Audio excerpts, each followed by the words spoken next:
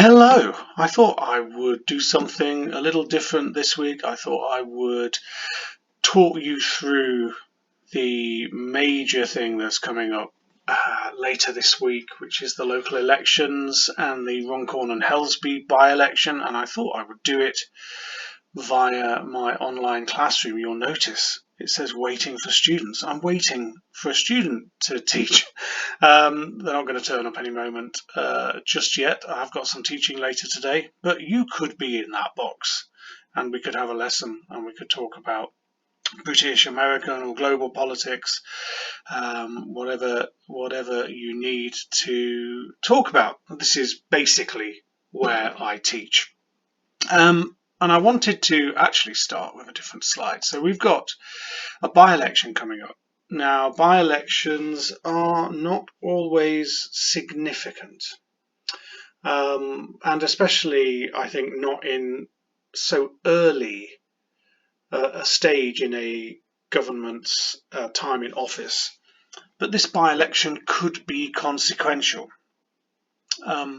We know that Reform won 5 seats at last year's general election, and they now have 4 seats because one of their MPs, Rupert Lowe, is no longer an MP for them. They sit as an independent instead.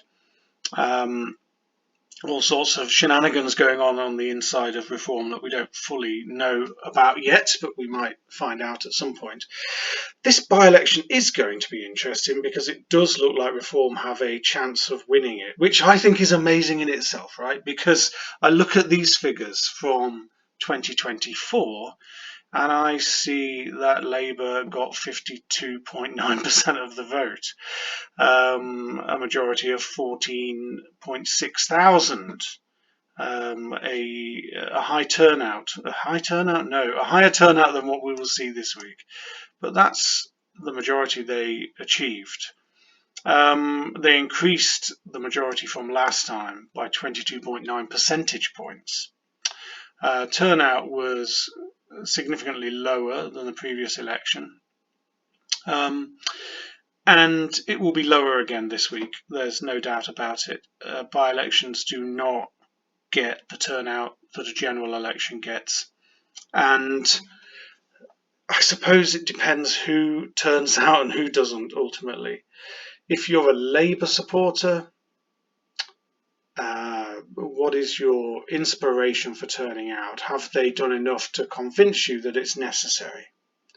They've got a big majority. Whatever happens is not going to change that. I think there will be some Labour supporters who think this really doesn't matter. If you're a Reform supporter, you're going to turn out. If you're a Reform supporter, you've got a chance of upsetting the status quo a little bit. People are talking quite dramatically about an end to two-party politics, that we've entered a phase of multi-party politics. And I think that's right, although I'm going to end with a kind of counterpoint, if you like, something that goes against that. But I think it is true. And I don't think it's as simple as looking at the polling, which we can look at the polling and we'll see that Reform are leading.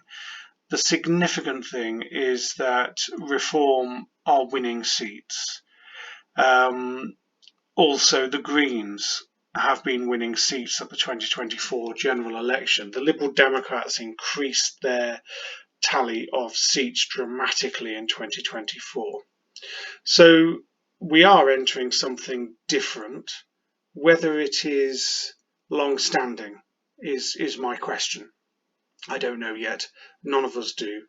If it is long-standing, we are seeing a dramatic change, that the next general election could be a 3-4-way battle for power, and who knows what coalition comes out of it, because there's a big chance that a hung parliament could be likely. We'll have to wait and see on that. All sorts of possibilities. If Reform managed to win this seat, I think it's dramatic.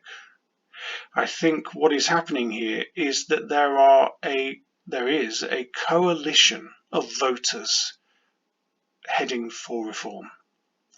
They are disgruntled Conservative voters. socially conservative voters. And there are also socially conservative Labour supporters, traditional Labour voters, old Labour voters who see reform as representing something that they are in tune with. And it might be to do with immigration. It might also be to do with reform's commitment to some nationalisation of industries. And so what you've got here is reform taking a lot of votes from the Conservatives and some votes from Labour. And what we're seeing is in Runcorn and Helsby, this is key red wall territory. Excuse me. This is the sort of seat, not an actual seat, but the sort of seat that you would imagine the Conservatives doing well in 2019 or doing better in 2019. So the stage is set, I think, and it could strike fear. If this result goes to reform, it strikes fear into the Tories, it strikes fear into Labour, and potentially we see more movement from the Labour government into reform territory. We will have to wait and see on that. Having said all of that, it could actually be quite close. So if reform don't win it, suddenly it transforms in a different way. If Labour can keep this seat, then we have to start thinking about reform in another way. Is it just that they are likely to take seats away from the Tories? Do we start to have a bit of nuance in our view about where they are going? Time will tell. The voters get to decide on Thursday. There's also a whole load of local elections. So we've got local elections in these grey area, council elections in the grey areas. I think there's quite a few, around about 16, I think, councils up for election. And you'll notice that they're mainly in the Midlands and the south of England. They are traditional shire counties. Back 4 years ago, when these elections were contested before they went very conservative, a lot of them. The Conservatives did very well 4 years ago. So the natural swing of things, you'd imagine the Tories wouldn't do very well, but they are set to do catastrophically badly. You can see on the left-hand side, I've included UK polling, or Great Britain polling, actually, on the whole. Averages that go right up to date, and you'll see that reform here are on around about 25%. Labour dropped to about 22.5. No, I'm getting that wrong, aren't I? They're on 26, reform, a little more than 26. Labour on around about 23, and the Conservatives so that's Labour, and then the Conservatives are about 21, maybe just a bit more than 21 on average, with the Liberal Democrats on around about 14 and the Greens just under 10. A dramatic change for nearly all of these parties since 2024. If these polls are correct, and that is very difficult to know, we also have to bear in mind that these elections are only taking place in England, and most of these polls will include Scotland and Wales, and some of them include Northern Ireland. So these figures won't be accurate entirely, but if they are remotely accurate, we're going to see the Conservatives lose a dramatic number of councillors and potentially lose control of a lot of councils. Some of these councils, I think most of the councils that they lose seats in, could go to no overall control, like having a hung parliament but at council level. And then they'll be looking to do coalitions in councils to see if they can keep some kind of control of them. It might be Reform, who have currently no councillors in these councils, might even get a majority in some of them. Who knows? We also have to it's not simply about Reform and the Tories. The Liberal Democrats are also picking up votes from the Tories, mainly the Tories, I think, in the west of England. Places like Devon and Cornwall, and around these sorts of areas, Oxfordshire and so on, we might see the Liberal Democrats take councillors away from the Conservatives as well. So it's kind of like a double whammy. Back in the past, Liberal heartlands was the kind of western counties of England, and it looks like that is beginning to come true again. And the Conservatives are getting squeezed in lots of different directions, which makes you wonder whether their position as one of the two parties in this two-party system is assured. Reform could take their place. Who knows? Who knows? We just have to wait and see. But that is the sort of thing that is going on. Oh, we've also got mayoral elections. And some postponed elections. Now, these postponed elections, the Labour government has postponed because they are setting up combined authorities in those areas. In other words, they're lumping councils together, and they've decided to hold off until that process is complete. It's basically a devolution process going on, which they say makes it a good opportunity to just kind of hold off and wait until that process is done and then have the elections for these new authorities that are going to be in place. And the opponents of Labour say that's stopping them from progressing, particularly Reform, who would like to do well in those areas as well. We've also got mayoral elections. The most interesting for me, or it might be the most interesting in total, is Greater Lincolnshire. Greater Lincolnshire there is projected to go to Reform. It is their candidate Andrea Jenkins is a former Tory MP, a Boris Johnson supporter back in the days when she was in his government. I think she was in his government. She was a key supporter, and she was one of the people that was on the steps of Downing Street as he resigned. I think in tears, if I remember correctly. She's moved to Reform, and so it'll be interesting to see whether she wins there.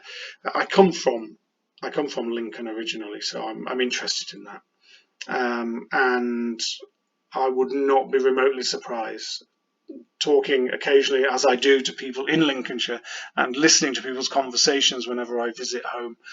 I would not be surprised if Reform does well there. They already have Richard Tice is one of the MPs, their chairman. He is MP for where? Boston and Skegness, I think, is coming to mind. So they've already got MPs in Lincolnshire, Reform, and I think winning this mayoral race would be very helpful. If they win the Runcorn and Helsby by-election and they get a brand new mayor, and they start to take council seats from the Tories, they are going to be very pleased indeed, and there's going to be an increased talk of the end of two-party dominance. First past the post promotes two parties ultimately, and it does that because parties do well if they've got a solidified voter base in particular areas. There's a geographical dimension. And what we might be seeing is not the end of two-party politics, but a realignment of what the two parties are. However, we may be seeing the end of two-party dominance, because if the Liberal Democrats can secure that West of England area, and if the Greens can start to do well in these council elections and increase their number of MPs, normally taking them away from Labour, we have got the two main parties losing seats to three other different parties, and maybe those parties are getting their own geographical heartland. That's what you need in first past the post, a geographical area which you can call home and get a lot of seats all in that same area. Maybe we're moving to that. Who knows? It's going to be fascinating to find out. But I would like a voice of caution to begin with, because if we go back to 2017 to 2019, of course, we had an election in 2017, and then we had one at the end of 2019.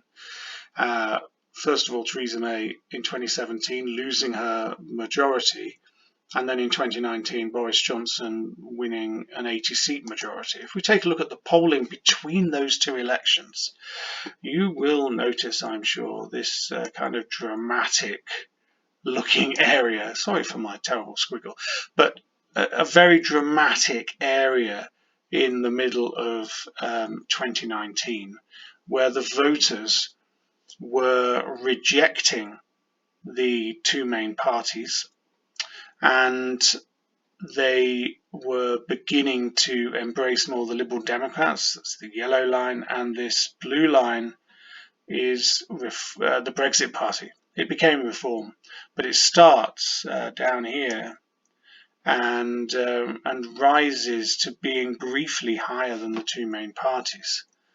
What if we're seeing something like that right now?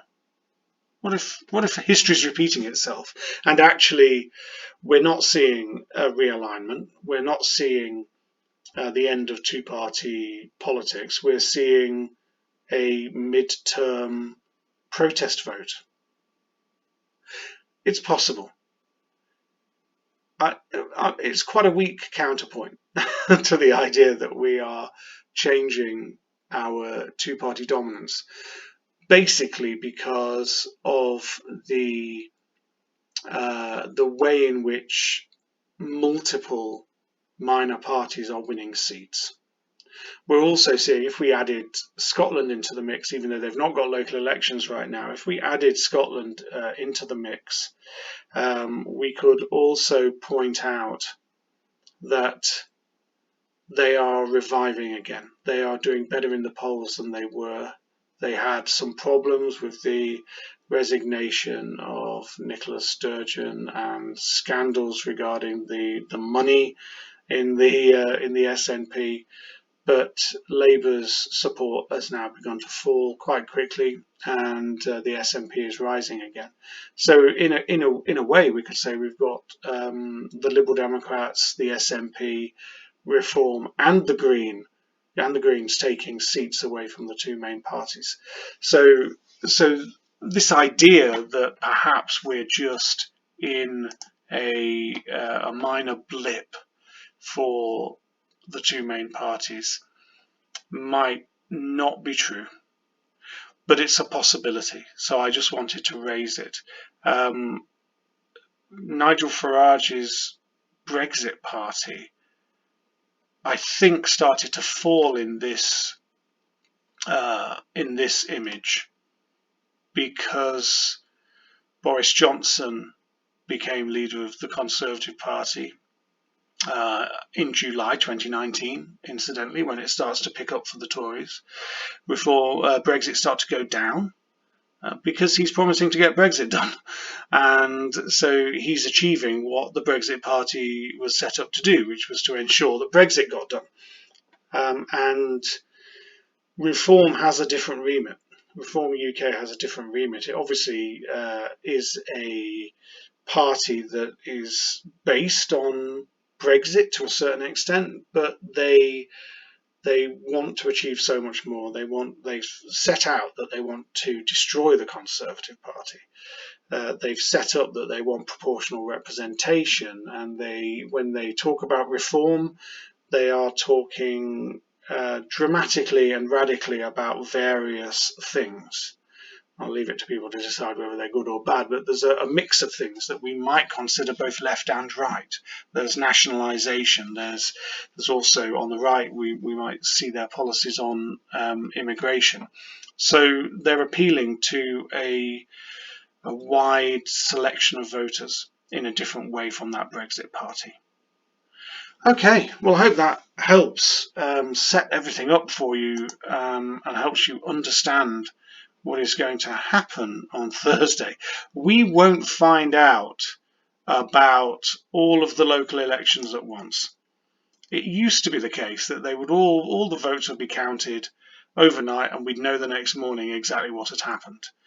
That doesn't tend to happen now. The vote counting doesn't happen in a lot of places until Friday at the earliest and into Saturday. And so we might not see the full picture or most of the picture until Friday evening. However, we are likely to know the result of the Runcorn and Helsby by-election sometime early Friday morning, and also the Greater Lincolnshire mayoral election. We probably will know that sometime early on Friday morning, maybe the early hours. So I'm imagining that if Reform win those two elections, that the media is going to frame this initially as a brilliant result for Reform. If they win both those elections, it is a brilliant. Those two results are brilliant for them. However, a word of caution, it doesn't necessarily mean that they're going to do brilliantly in the local elections as they come in. It might paint a different picture. If it paints the same picture, then those headlines will stand and everything will be fine. But the picture could change. It will be mixed. There are areas like Doncaster and North Tyneside. You would imagine Labour to do well in some of these areas as well. So different sorts of headline will arise from different areas as those results come in. So watch out for that. The way the media initially portrays it, perhaps as strong for Reform, might change as the day goes on Friday, as Liberal Democrats pick up more councillors and maybe even control of councils, as the Greens pick up more councillors. The picture will change and we will see a kind of patchwork of results rather than just one simple story. Okay, well, thank you very much. If you need politics A-level tuition, please find me online. If you like this video, please like it, physically like it and click the button and share it as well. That would be fantastic. Bye bye for now.